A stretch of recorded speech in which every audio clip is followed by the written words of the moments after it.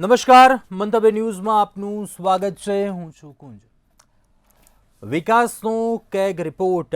વિધાનસભાના સત્રના અંતિમ દિવસે કેગનો રિપોર્ટ સામે આવ્યો અને આ કેગ રિપોર્ટને લઈને અનેક એવા ચોંકાવનારી વિગતો છે તે પણ સામે આવી છે. અનેક ક્ષતિઓ છે તે ઉજાગર થઈ છે. આપણે હર હંમેશા જોયું છે શિક્ષણને લઈને, આરોગ્ય બાબતને લઈને અનેકવાર સવાલો થતા આવ્યા છે, પરંતુ વાસ્તવિકતા જે ક્યાંક આંકડાઓ સામે આવ્યા છે તેને લઈને આજે વાત કરીશું સીધો સંવાદમાં.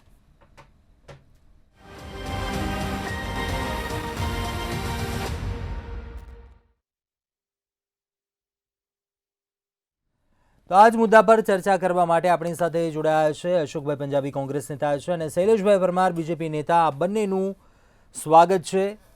સૌપ્રથમ અશોકભાઈ, આપનું શું મત છે? કેગના રિપોર્ટમાં ગંભીર ક્ષતિઓ ઉજાગર થઈ છે અને સૌપ્રથમ તો કે અધધ ગુજરાત સરકારના દેવામાં એક તો વધારો થઈ રહ્યો છે અને બીજું એક કે ક્યાંક તબીબોની અછત છે. શિક્ષણને લઈને જે વારંવાર દાવા થાય છે તે કેગના રિપોર્ટને કઈ રીતે આપ મૂલવો છો? પહેલાં તો કેગ જે છે એ કોશિશ કરે છે તટસ્થપણે રાજ્યોની જે શાસન ચાલે છે, પ્રજા સાથે શું સંપર્કો છે, એ બધી એક રિપોર્ટ કેગ દર વર્ષે આપતી હોય છે. અને કાયદેસર એ કેગની રિપોર્ટ જે છે એ ધારાસભામાં મૂકવાની હોય છે અને એના ઉપર પછી ધારાસભામાં ચર્ચા થાય છે. ઘણીવાર ભારતીય જનતા પાર્ટીના શાસન દ્વારા કેગની રિપોર્ટ ધારાસભા ઉપર અંદર મૂકવામાં પણ આવી નથી. પણ આ વખતે જે કેગની રિપોર્ટ બહાર આવી છે, હવે એની અંદર શિક્ષણ અને આરોગ્ય આ બે બુનિયાદી જવાબદારીઓ એ કોઈ પણ સરકારની હોય છે. અને શિક્ષણ મજબૂત હોય અને આરોગ્ય સારું હોય તો કોઈ પણ દેશ આગળ વધી શકે છે. આ બે એવા ક્ષેત્ર છે, શિક્ષણથી તમારું મસ્તિષ્ક મજબૂત બને, આરોગ્યથી શરીર મજબૂત બને, અને સાચો નાગરિક, મજબૂત નાગરિક, આ બે આ બંને બાબતમાં કેગે ભારતીય જનતા પાર્ટીના શાસનની બહુ મોટી ખોટ કાઢી છે અને ગલતીઓમાંથી કાઢી છે. ખાસ કરીને આરોગ્ય ક્ષેત્રમાં તમે જોઈ શકો છો કે કેટલા ડૉક્ટરની જરૂર છે. ખરેખર એમાંથી લગભગ 40% ડૉક્ટરની હજુ ઘટ છે. એટલે ડૉક્ટરો સરકાર પાસે નથી અથવા રાજ્ય સેવા પાસે નથી, એ પ્રકારની વાત એમને રિપોર્ટની અંદર બહાર આવી છે. અને જેટલું ખર્ચ આરોગ્ય પર કરવું જોઈએ એટલું પર રાજ્ય સરકારે કર્યું નથી. કુપોષણની વાત એમને થઈ છે કે ભાઈ કુપોષણ એટલે હજુ પણ ગુજરાતની અંદર કુપોષણની એક બહુ મોટી સમસ્યા છે. દાખલા તરીકે આજે આંગણવાડી હોય અને એ આંગણવાડીઓમાં જે બાળકો હોય છે એને જે જમવાનું આપવામાં આવે છે એ પણ એટલું હલકો ફરક, એનાથી પણ જે છે એ કોઈ મોટો ફરક પડતો નથી. તો કુપોષણનો સવાલ છે. પછી શિક્ષણ ક્ષેત્રમાં પણ કેગે પોતાના રિપોર્ટમાં કીધું છે કે આજ સુધી 3645 એવા સ્કૂલો છે ગુજરાતમાં કે જેમાં માત્ર એક જ શિક્ષક છે. કેટલાક ઓરડા એવા છે કે જે હજુ સુધી એની રિપેરિંગ કરવામાં આવી નથી. ઘણી જગ્યા તો ઝાડ નીચે બેસીને શિક્ષણ આપવામાં આવે છે. એટલે શિક્ષણ ક્ષેત્રમાં ગુજરાત સરકારની પીછેહટ છે, આરોગ્ય ક્ષેત્રમાં ગુજરાત સરકારની પીછેહટ છે. અને એ ત્યારે કે જ્યારે આ ગુજરાતમાંથી આ દેશના વડાપ્રધાન અને ગૃહપ્રધાન શ્રી જતા હોય. અને આશ્ચર્યની બાબત એ છે કે કોઈ પણ મહિનો કોઈ પણ ખાલી નથી જતો કે જ્યારે વડાપ્રધાન શ્રી અને ગૃહપ્રધાન શ્રી ગુજરાતની મુલાકાત ના લેતા હોય. તો શું એમને ખબર નથી ગુજરાતમાં શું પરિસ્થિતિ છે? આ છે મોડલ ગુજરાતનું. આ પ્રકારનું મોડલ તમે દેશને બનાવવા માંગો છો? તો ગુજરાતમાં પર કેપિટા ઇન્કમ ઓછી થાય છે, માથાદીઠ આવક ઓછી થતી જાય છે, શિક્ષણ ક્ષેત્રમાં પાછળ હટ છે, આરોગ્ય ક્ષેત્ર પાછળ હટ છે. આ બધી પરિસ્થિતિઓ કેગના રિપોર્ટમાંથી બહાર આવી છે, લોકોને ખબર પડી છે. શૈલેષભાઈ, કેગના રિપોર્ટમાં જે ક્ષતિઓ સામે આવી છે, પરંતુ વાસ્તવિકતા શું છે, શું કહેવું છે આપનું? જુઓ, જે પ્રકારે કેગનો રિપોર્ટ એટલે કે CAGનો રિપોર્ટ આવ્યો છે, આ પહેલાં પણ આપની ચેનલ ઉપર આ જ પ્રકારે ડિબેટ કરી હતી. અને હમણાં મારા પૂર્વ વક્તા કોંગ્રેસના આગેવાન એમણે પણ અશોકભાઈ પંજાબીએ પણ વાત કરી. એમણે એના કહ્યું કે કેગનો રિપોર્ટ આવ્યો એમાં કેટલા ટકા આરોગ્યમાં બજેટ પહેલાં હતું અને આ વખતે કેટલા ટકા આરોગ્યમાં બજેટ વધ્યું છે. સામાજિક ન્યાયમાં બજેટ વધ્યું છે, આરોગ્યમાં બજેટ વધ્યું છે, શિક્ષણમાં બજેટ વધ્યું છે, ગૃહમાં બજેટ વધ્યું છે, ઇન્ડસ્ટ્રીયલ જે છે એમાં બજેટ વધ્યું છે. તમામ બાબતેમાં બજેટમાં વધારો થયો છે એના કહ્યું. અને ખાસ કરીને આરોગ્યની જે એમણે જ્યારે ચર્ચા કરી છે તો 16.35% આ વર્ષે ગત વર્ષ કરતાં આ વર્ષે વધારો કર્યો છે આરોગ્યના બજેટમાં. એ પણ જોવું જોઈએ.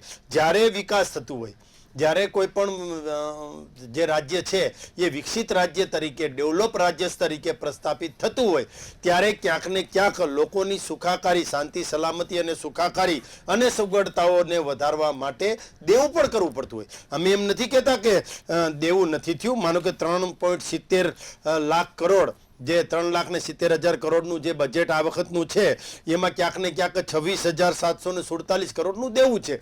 તો આપણા ઘરની જ વાત કરીએ, કોઈ ઘરનું બજેટ હોય તો ઘર મોટું લીધું હોય અથવા તો ઘરને વ્યવસ્થિત કરવું હોય તો ક્યાંક ને ક્યાંક લોન લેવી પડતી હોય. એ જ રીતે આ રાજ્ય છે એ આપણું ઘર છે અને એને ડેવલપ થયું છે અને એ જે દેવું કર્યું છે એ શિક્ષણમાં વપરાયું છે, આરોગ્યમાં વપરાયું છે, ફ્લડ કંટ્રોલ જે આપણે અર્થક્વેકથી લઈ અને વાવાઝોડા અને વરસાદ અને પાણી એ બધું આવે છે એને પહોંચી વળવા માટે, અને સાથે સાથે આપણી 3 વ્યવસ્થાઓ છે એ બાહ્ય સરહદ, જે ગૃહની બાહ્ય જે સલામતી છે એની, અંદરની સલામતીની અને જે નાગરિકોની સલામતી, આ 3 સલામતીને સુચારુ કરવા માટે પણ ક્યાંક ને ક્યાંક આપણે બજેટની વધારે જરૂર પડે છે. અને સાથે સાથે આરોગ્યની વાત કરી છે તો ડોક્ટરો, તબીબો એ તો છે જ. સાથે માનો કે જે દવાખાનાઓ છે ગામડામાં છે કે સિટીમાં છે કે નાના શહેરમાં છે તો ત્યાં 3 પ્રકારના તો ડોક્ટર હોય છે. એક તો જે એપ્રેન્ટિસ માટે આવતા હોય, ચાલુ અભ્યાસે એ પણ હોય છે, કાયમી ડોક્ટર પણ હોય છે, અને જે પ્રાઇવેટ કોલેજો ચાલે છે એ કોલેજના જે વિદ્યાર્થીઓની ઇન્ટર્નશીપ કરવાની હોય એ પણ ડોક્ટરો આવતા હોય છે. અને સાથે સાથે નર્સ, ફાધર, જીએનએમ કરેલા લોકો એની પણ ભરતી થઈ છે. અને આ વખતે સરકારે સિવિલ હોસ્પિટલ જે છે એમાં ખાસ કરીને અમદાવાદની સિવિલ હોસ્પિટલમાં 30 પુરુષ અને 30 સ્ત્રી કુલ મળીને 60 જેટલી જે પથારી છે એ પિલિએટિવ જે છે કેર, પિલિએટિવ કેર જે છે એના માટે અલગથી રાખી છે. એ પણ ઐતિહાસિક છે. આપણું જે સિવિલ હોસ્પિટલ અમદાવાદનું છે એશિયાનું નંબર 1 છે. એટલે આરોગ્ય ક્ષેત્રે જેટલું કામ કરવાનું છે એનાથી પણ વધારે કામ કરીએ છીએ ને હજુ પણ વધારે કામ કરવાનું થશે. કેગનો રિપોર્ટ જે છે એ શિરોમાન્ય છે અને કેગની જે બધી બાબતો હોય છે એ બંધારણીય જોગવાઈ પ્રમાણે થતી હોય છે અને બંધારણીય જોગવાઈના કારણે જે કંઈ બહાર આવતું હોય છે એ જે છે એ કેગના રિપોર્ટમાં જ આવતું હોય છે. સાથે સાથે જે સ્પાઇસ ઇન્સ્ટિટ્યૂટ અમદાવાદ ખાતે જે છે કરવાનું છે એના માટે પણ 100 કરોડની જોગવાઈ આ વખતે જ કરી છે અને એની પણ આજે જે મંત્રીશ્રી છે ઋષિકેશભાઈ પટેલ એમણે જાહેરાત પણ કરી છે. એટલે કુલ મળીને એટલું કહી શકાય કે કેગના રિપોર્ટ પછી જે તકલીફો ને જે સૂચનો આવ્યા છે એનું રાજ્ય સરકાર અમલીકરણ કરશે. આજે વિધાનસભાનું સત્ર પૂરું થયું છે. વિધાનસભાના સત્ર પૂરો થયા પછી કેગનો રિપોર્ટ આવ્યો છે. કેગના રિપોર્ટ ઉપર ગંભીરતાથી વિચારી અને એમાં રાજ્ય સરકારની ખૂટતી કડીઓ જે છે એ પૂરવાના પ્રયત્નો કરીશું. ખાસ કરી મહિલા, બાળ વિકાસ અને જે આરોગ્ય છે એની જ બાબતો વધારે ઉડી નાખે વળગે એટલી એવી આવે છે. ખાસ કરીને સામાજિક ન્યાયની પણ આવે છે, આદિવાસી વિસ્તારની પણ આવે છે. જે કોઈ તકલીફો જે છે એ તમામ તકલીફોમાંથી કેમ પાર ઉતરી શકાય અને રાજ્યના નાગરિકોને કેમ શાંતિ, સલામતી અને સુખાકારીનું સર્જન કરાવી શકાય એ સરકારની ફરજમાં આવે છે અને એ ફરજ અમે ગંભીરતાથી નિભાવીશું. અશોકભાઈ, જે બજેટ વધ્યું તે પણ વાત કરી, પરંતુ વિકાસના સંદર્ભમાં ક્યાંક વાસ્તવિકતા ઉપર નજર કરી, સ્થિતિ ક્યાં છે, કઈ રીતે આપ જોવો છો તે મામલે? નહીં, આજે શૈલેષભાઈ વાત કરતા હતા, જો એમની વાત સાચી માની લઈએ આપણે તો કેગની સંપૂર્ણ રિપોર્ટ ખોટી છે. એટલે કેગે જે વાત કરી છે એનું કોઈ તથ્ય જ નથી. આધારહીન કેગે રિપોર્ટ પ્રસ્તુત કરી છે. એમની વાત જો સાચી માની લઈએ તો હવે પ્રશ્ન આવું છે કે કેગે આ પણ કીધું છે કે લગભગ 3,645 સ્કૂલોમાં માત્ર ને માત્ર 1 શિક્ષક છે આજની તારીખમાં. ડૉક્ટરોની લગભગ 40% ઘટ છે. કોઈ પણ નવો મેડિકલ કોલેજ રાજ્ય સરકારે શરૂ કર્યો નથી રાજ્યના ક્ષેત્રની અંદર. એટલે આજે પણ કોઈને જો ડૉક્ટર બનવું હોય તો 1 કરોડથી ઓછી ફી નથી. કોઈ સામાન્ય વ્યક્તિ કહો કે મધ્યમ વર્ગનો કોઈ વ્યક્તિ છે તો ડૉક્ટર બનવાનું અત્યારે તો વિચારી શકતો જ નથી. એટલે શિક્ષણ બહુ વધુ મોંઘું થઈ ગયું. સરકાર કોઈ પણ જવાબદારી મેડિકલ કોલેજની લેવા માંગતી નથી અને જે ઘટ છે એને કઈ રીતે દૂર કરવું એવો કોઈ માસ્ટર પ્લાન સરકાર પાસે નથી. એટલે કે ધ્યાન દોર્યું છે રાજ્ય સરકારનું કે આ બાબતમાં તમે કમજોર છો. નંબર 1. નંબર બીજી વસ્તુ જે છે, દેવું લઈને ઘી પીવો એ કોણે શીખવાડ્યું છે? અલ્ટિમેટલી દેવાનું કેટલું વ્યાજ જાય છે, જે દેવું આપણે ઉપર ચડી ગયું છે. અને તમે જો 2046 2026માં તો લગભગ 5 લાખ કરોડનું દેવું થઈ જવાનું છે. અત્યારે 4 લાખ કરોડની આજુબાજુ પહોંચી ગયું છે અને નેક્સ્ટ યર 5 લાખ કરોડનું દેવું થઈ જશે. અને પછી તમે કહો દેવું વિકાસ માટે લઈએ છીએ, તો આ કયા જાતનો વિકાસ? દેવા લઈને વિકાસ કરો તમે. તમારી પાસે જે સાધનો છે, જે સંપત્તિ છે, એનો બરાબર તમે સદુપયોગ કરો. બિન ઉત્પાદક ખર્ચો શા માટે તમે કરો છો? મેલાઓ ને મહોત્સવો ને આ બધું કરીને કરોડો રૂપિયા જે છે બિન ઉત્પાદક રીતે રાજ્ય સરકાર ખર્ચ કરતી હોય છે ને લોકો માટે કરતી નથી. શિક્ષણ ક્ષેત્રે મેં તમને વાત કરી કે શિક્ષણ મોંઘો થતો જાય છે, શિક્ષણ સામાન્ય રીતે લોકોનો મળતો જ નથી. આંગણવાડી એક એવી વસ્તુ છે કે જ્યાં આંગણવાડી બહેનો અને આશા વર્કર 1 લાખથી વધુ છે ને 12,000ની અત્યારે ઘટ છે. એ લોકો જ્યારે નાની નાની સ્કૂલોની અંદર લોકોને બાળકોને શીખવાડતા હોય, એમને તો તમે જે કાયમી નહીં કરી શકતા હોય, એમને પણ તમે ન્યાય નહીં કરી શકતા હોય, તો નાનો બાળક જશે ક્યાં? અને છેલ્લી વાત મારી, જે મેં પહેલાં કીધી કે કુપોષણ જે છે ગુજરાતમાં વધી રહ્યું છે. અમીર અમીર થતો જાય છે, ગરીબ ગરીબ થતો જાય છે. નવો ઉદ્યોગ કોઈ આવતો નથી. નવો ઉદ્યોગ ગુજરાતની અંદર આવે તો ગુજરાતમાં લોકોને રોજગારી મળે. રોજગારીની કોઈ વ્યવસ્થા નથી, મોંઘવારી પર કોઈ કંટ્રોલ નથી. આ જો દાવા સાથે કહેવા માગું છું કે સમગ્ર દેશમાં સૌથી વધુ જો ટેક્સ છે એ ગુજરાતી લોકો ચૂકે છે. ગુજરાતમાંથી સૌથી વધુ ટેક્સ લેવામાં આવે છે. આપણી બહેનોને ક્યાં ન્યાય મળે છે? રાજસ્થાન, મધ્યપ્રદેશ ને મહારાષ્ટ્રની અંદર બહેનોને જે છે એ 2500 રૂપિયા મળી રહ્યા છે. ગુજરાતની બહેનોને 1 પૈસો નથી આપ્યો. ખોબા ભરીને સીટો આપ્યા પછી પણ, વોટ આપ્યા પછી પણ ગુજરાતની બહેનોને કોઈ ન્યાય નથી મળી રહ્યો. આજુબાજુના રાજ્યોમાં જો 2500 રૂપિયા આપવાનું શરૂ થઈ ગયું છે, જાહેરાત કરી હતી. એટલે ટૂંકમાં મારું કહેવાનું ભાવાર્થ આ છે કે કેગની રિપોર્ટે બહુ ઓછું, એ તો જેને કહેવાય ને ખરેખર અંદર ઊંડાણમાં જઈએ તો ગેરવહીવટ એનાથી વધુ છે. ભ્રષ્ટાચારની વાત જે કરવા જાઉં તો શહેરી વિભાગ અત્યારે નંબર 1માં આવી ગયું છે ભ્રષ્ટાચારની અંદર. એક જમાનામાં પોલીસ નંબર 1 હતી ભ્રષ્ટાચારની અંદર, એમાં થોડુંક ઓછું થયું એમને કહેવા પ્રમાણે.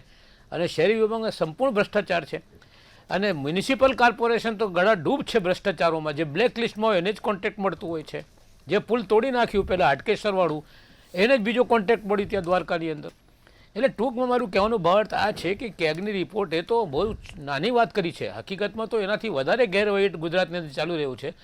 અને આપણે શૈલેષભાઈની વાત સાચી માની લઈએ તો ગુજરાત તો હવે સ્વર્ગ બની ગયું છે. ગુજરાતમાં કોઈ તકલીફ છે જ નહીં, લોકો સુખ છે, બિલકુલ કોઈ ચિંતા નથી, નહીં બેરોજગારી નથી, મોંઘવારી નથી, લોકો સુખી છે, કરોડો રૂપિયા લોકો માટે ખર્ચ થઈ રહ્યા છે. એટલે એક તરફી રિપોર્ટ, અને એ પણ અતિશયોક્તિ સાથે રજૂ કરવામાં આવી રહી છે. સરકારે કેગની રિપોર્ટ વાંચીને અંતર્મુખી થઈને પોતાની જાત ઉપર વિચારવું જોઈએ, પોતાના કામ ઉપર વિચારવું જોઈએ અને સુધારો કરવું જોઈએ. એમાં એ સરકારને જ ફાયદો છે. સુધારો કરો, કેગની રિપોર્ટને તમે નકારો નહીં.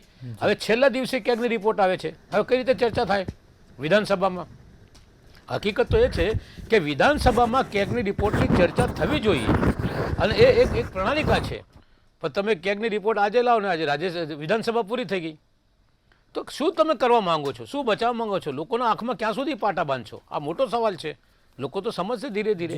તમે ચૂંટણી જીતી જાઓ એટલે તમારા બધા પાપ માફ થઈ જાય. ચૂંટણી જીતવી બીજી વસ્તુ છે, લોકોની સુખાકારી કામ કરવું એક બીજી વસ્તુ છે.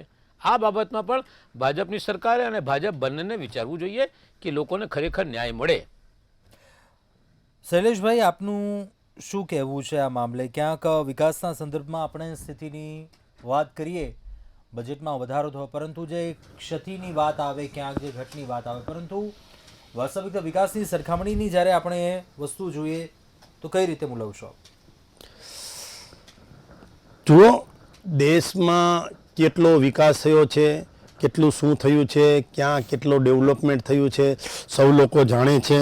અને આપણને બધાને ખબર પણ છે કે અત્યાર સુધીનું દેવું કેટલું હતું, હવે દેવું કેટલું છે, આંતરમાળખાકીય સુવિધાઓ કેટલી વધી, કેટલા રોડ રસ્તા, એમાં વિકાસ કેટલો થયો છે, કેટલું ઇન્ડસ્ટ્રીઝનો વિકાસ થયો છે, એગ્રીકલ્ચર બાબતમાં વિકાસ થયો છે, રોજગારીની બાબતમાં એટલી બધી રોજગારી મળે છે કે બહારના રાજ્યોના જે વિદ્યાર્થીઓ છે એ પણ અહીંયા આવતો થયો છે. એટલે જે આપણા કોઈ પણ રાજ્યનો વિકાસ તમે લઈ લો તો સમગ્ર દેશની અંદર ભારત દેશમાં જેને કહેવાય કે સારામાં સારું સૌથી સારી સ્થિતિ કોઈ રાજ્યની હોય તો એ રાજ્ય છે ગુજરાત રાજ્ય, અને ગુજરાત રાજ્યની સ્થિતિ સારામાં સારી સ્થિતિ છે. દેશનું જે જીડીપી છે, માનો કે ગુજરાતનું જે જીડીપીના પ્રમાણમાં 16% જેટલો તો વિકાસ થયો છે, એટલે જીડીપીના પ્રમાણમાં 16% છે. 2024માં હમણાં આરોગ્યની વાત કરતા હતા તો 2024માં 1,37,929 દર્દીઓ જે ટીબીના હતા એમાંથી 1,31,501 દર્દી સાજા કર્યા છે. ટીબીની વાત નથી, એ ગમે તે ગંભીર બીમારીની વાત હોય, એ તમામ બીમારીમાં સરકાર ખડે પગે કામ કરે છે. 23,885 કરોડનું જે બજેટ આ વખતે આરોગ્યનું આવ્યું એ 16.35% ગયા વખત કરતા વધારે છે. ને બધું જ બજેટ જોઈએ જે 30,75,70,000નું જે છે એમાં ગયા વખત કરતા આ વખતે જે બજેટ છે એ 20%નો વધારો પણ કર્યો છે. હમણાં બહેનોની વાત કરતા હતા તો બહેનોની જે સુરક્ષા છે એની તો વાત કરી જ છે. બહેનો માટેની યોજનાઓ ગુજરાતે શરૂ કરી છે એ પણ આપણે બધા સૌ જાણીએ છીએ. દીકરી માટેની યોજના એ કદાચ નમો લક્ષ્મી યોજના હોય, નમો સ્ત્રી યોજના હોય કે કોઈ પણ યોજનાઓ બહેનો માટેની છે, એ મહિલા બાળ કલ્યાણ વિકાસ જે છે એ વિભાગ કામ કરી રહ્યો છે, એ પણ આપણે જાણીએ છીએ. સાથે સાથે ગુજરાતમાં જે પ્રકારની બહેનોની સ્થિતિ છે અને અન્ય રાજ્યોમાં બહેનોને જે શાંતિ સલામતી અને સુખાકારીની સ્થિતિ છે એમાં પણ ફેર છે. ગુજરાતમાં રાતના 2 વાગે પણ આપણી મા બેન દીકરી જે છે એ નીકળી શકે છે, એ પણ આપણે સારી રીતે જાણીએ છીએ.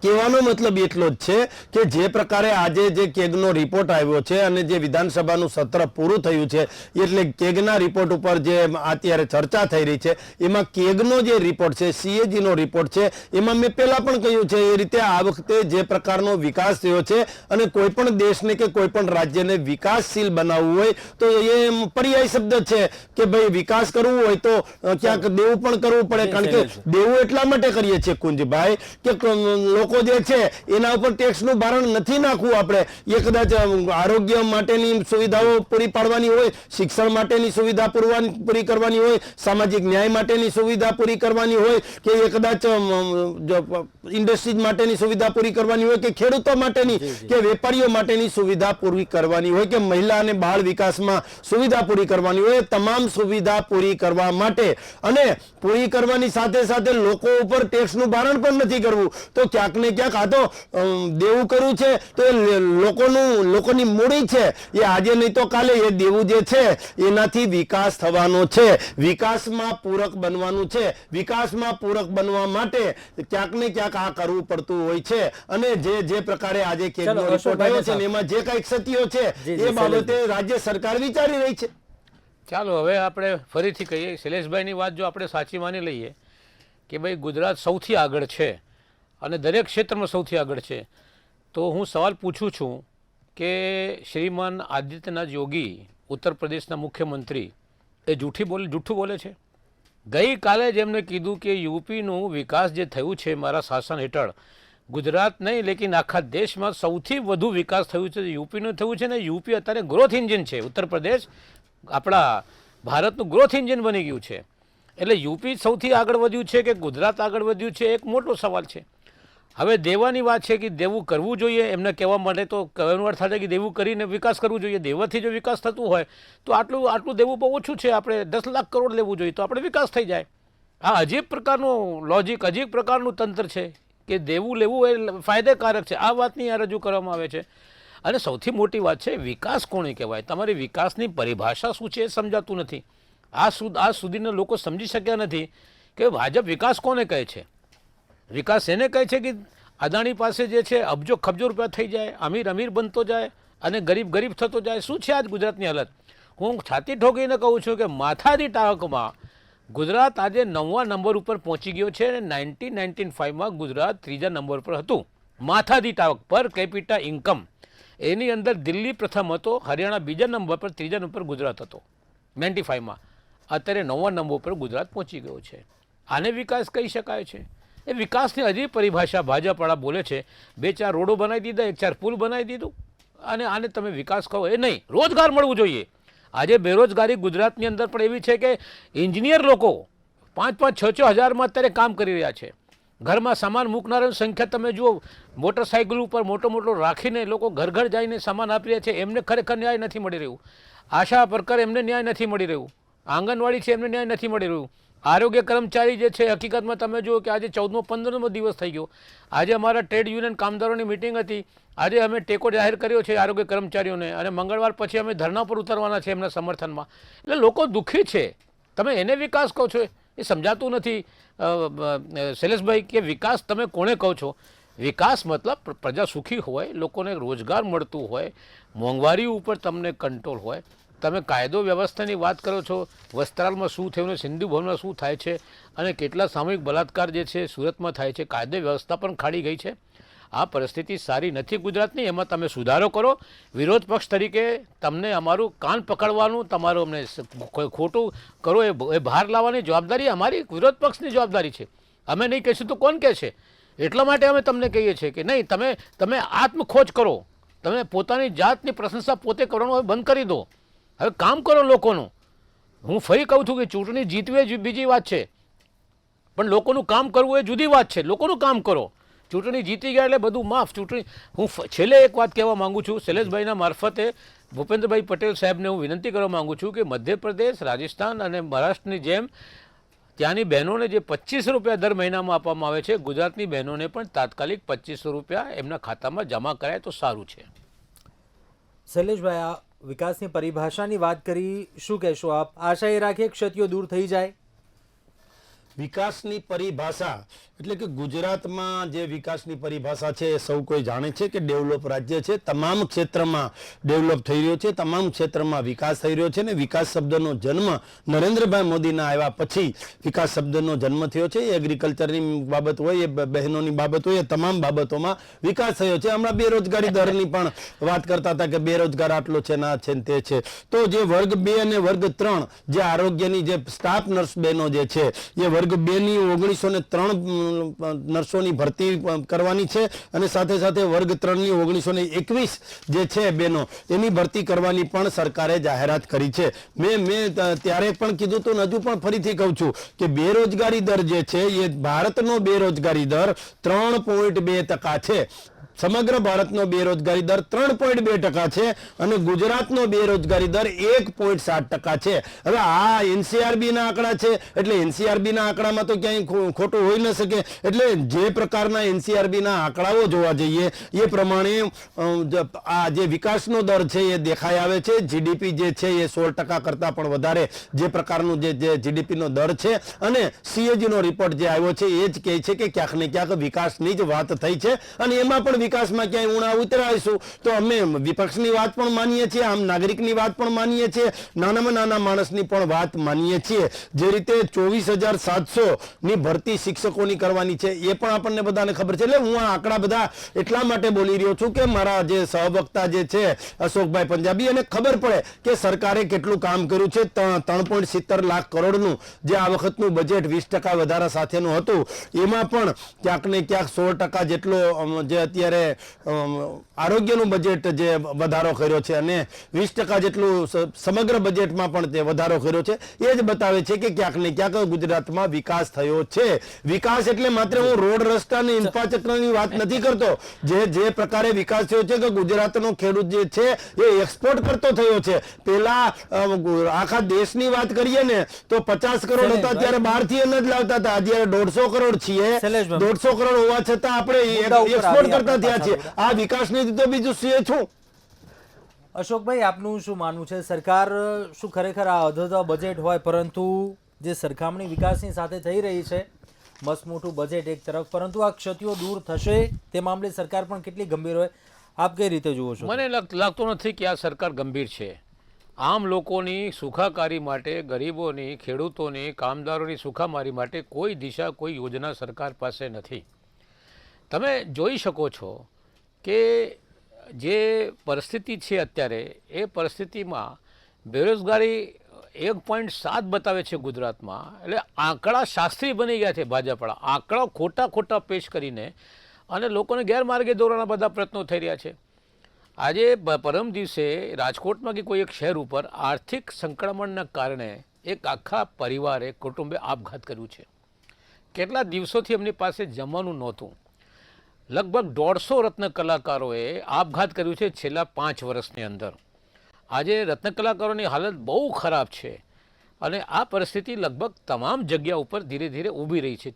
શહેરોમાં થોડી ચમક છે, એ ચમકના કારણે તમે વિકાસ માનો તો માનું છું કે આ વિકાસ બિલકુલ ખોટું છે. માથાદીઠ આવક તમે 9માંથી જો 7 લઈ આવો, 4 લઈ આવો, 6 લઈ આવો તો હું તમારી પક્ષમાં જોડાવા માટે તૈયાર છું. માથાદીઠ આવક સૌથી મોટો માપદંડ છે, બેરોમીટર છે સુખાકારી માટે કે ભાઈ કોઈ રાજ્યમાં કે કોઈ દેશમાં પ્રતિ વ્યક્તિ આય કેટલી છે. કુપોષણમાં આપણે આગળ વધી રહ્યા છીએ, પર કેપિટા ઇન્કમમાં આપણે ઓછા થતા જઈએ છીએ. આ બધી પરિસ્થિતિ જે છે ઇન્ટરનેશનલ લેવલ ઉપર ઇન્ટરનેશનલ મોનિટર ફંડ હોય, વર્લ્ડ બેંક હોય કે યુએન હોય, એ રિપોર્ટ આવે છે. આ વચ્ચે પણ તમે જુઓ કે રિપોર્ટ આવેલી હતી કે સુખાકારી માટે હેપી ઇન્ડેક્સમાં આપણે ક્યાં જઈને રૂક્યા છે. પાકિસ્તાન, નેપાલ ને શ્રીલંકા આપણાથી આગળ છે હેપીનેસ ઇન્ડેક્સમાં, આપણે એનાથી પાછળ છીએ. એમાં ઊંડાણમાં જવા નથી માંગતો, પણ તમે વિકાસની પરિભાષા થોડીક સુધારો. વિકાસ નીચે સુધી જવું જોઈએ. અમુક લોકો પાસે વિકાસ થઈ જાય, 1-2 ઉદ્યોગપતિઓ પાસે અબજો ખબજો થઈ જાય, એને તમે વિકાસ માનો, એ નહીં. આજે આમ લોકો વચ્ચે અને ઉદ્યોગપતિઓ વચ્ચે, અમીર અને ગરીબ વચ્ચે કેટલી વધારે ખાઈ ઊભી થઈ ગઈ છે અસમાનતાની. આર્થિક અસમાનતા એટલી ચરમસીમા પર પહોંચી ગઈ છે કે માત્ર 5 પરિવારો પાસે આ દેશના એટલા પૈસા છે કે 50% લોકો પાસે એટલા પૈસા છે. અને યુએનઓએ કીધું છે, ભારતને ચેતવણી આપી છે કે તમે આર્થિક અસમાનતા પર નિયંત્રણ કરો, નહીં તો ભયાનક આના પરિણામો આવશે. શૈલેષભાઈ, સરકાર કેટલી ગંભીર જે ક્ષતિઓ દૂર છે, શિક્ષણ, મેડિકલ ક્ષેત્રે ક્યાંક જે બદલાવ, ચેન્જીસ લાવવાની વાત થાય, ક્ષતિ દૂર કરવાની વાત થાય, કેટલી ગંભીર સરકાર, ટૂંકમાં જણાવશો?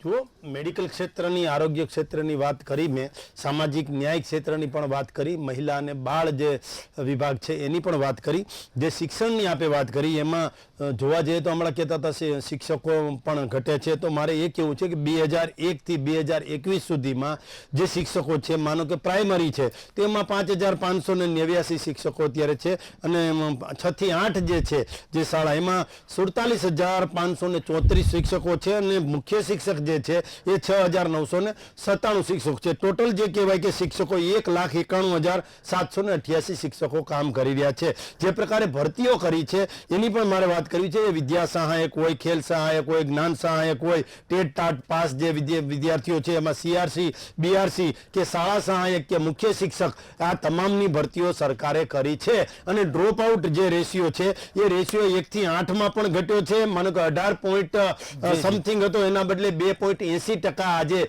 ડ્રોપ આઉટ રેશિયો છે. એટલે ડ્રોપ આઉટ રેશિયો પણ સતત ઘટી રહ્યો છે. વિદ્યાર્થીઓ જે છે એ પ્રાઇવેટ શાળામાંથી સરકારી શાળામાં આવતા થયા છે. એ જ બતાવે છે કે સરકારી શાળાનું જે શિક્ષણ છે એ વધતું જાય છે. મેં જે પ્રકારે વાત કરી એમ બેરોજગારીનો દર 1.7% છે. એ અશોકભાઈ અમારા પોતાના કે ભારતીય જનતા પાર્ટી કે કમલમના આંકડા નથી, આ NCRB ના આંકડા છે ને સરકારના આંકડા છે. એટલે એ આંકડા ઉપર શંકાની સોય રાખવી જ ન જોઈએ. બીજું, ગુણોત્સવ હોય, વિદ્યા સહાયક હોય, આ તમામ બાબતોને ધ્યાનમાં રાખી અને કહી શકાય કે શિક્ષણ બાબતે ગુજરાત અવ્વલ છે. અને હજુ પણ અમે એમ નથી કહેતા કે કોઈ બધું થઈ ગયું એટલે પૂરું થઈ ગયું. ના, એ કદાચ કોઈ પણ વિભાગ હોય એ વિભાગનું કામ સરકારે કરવું પડે અને એ વિભાગને ન્યાય આપવો પડે. કેગનો પ્રકારનો રિપોર્ટ આવ્યો છે એમાં જે કાંઈ તકલીફો સામે આવી છે એ તમામ ઉપર ગંભીરતાથી સરકાર વિચાર કરશે. ગુજરાત સરકાર, ભૂપેન્દ્રભાઈ પટેલની સરકાર એમાં વિચાર કરશે. સમયનો અભાવ છે, ચર્ચા સમાપ્ત કરીશું. અશોકભાઈ, શૈલેષભાઈ, બંને ચર્ચામાં જોડાયા, અભિપ્રાય આપ્યો, ખૂબ ખૂબ આભાર આપનો. તો સરકાર ક્યાંક ગંભીરતાથી વિચાર કરી રહી છે, પરંતુ આ કેગનો વિકાસ રિપોર્ટ બોલી રહ્યો છે, ક્ષતિઓ છે. આશા રાખીએ કે તે દૂર થાય, ક્યાંક વિકાસની પરિભાષા સમજવામાં આવે તે પ્રકારે. અત્યારે સીધો સંવાદમાં બસ આટલું. વધુ સમાચારોને અપડેટ મેળવવા માટે આપ જોતા રહો મંતવ્ય ન્યૂઝ. નમસ્કાર.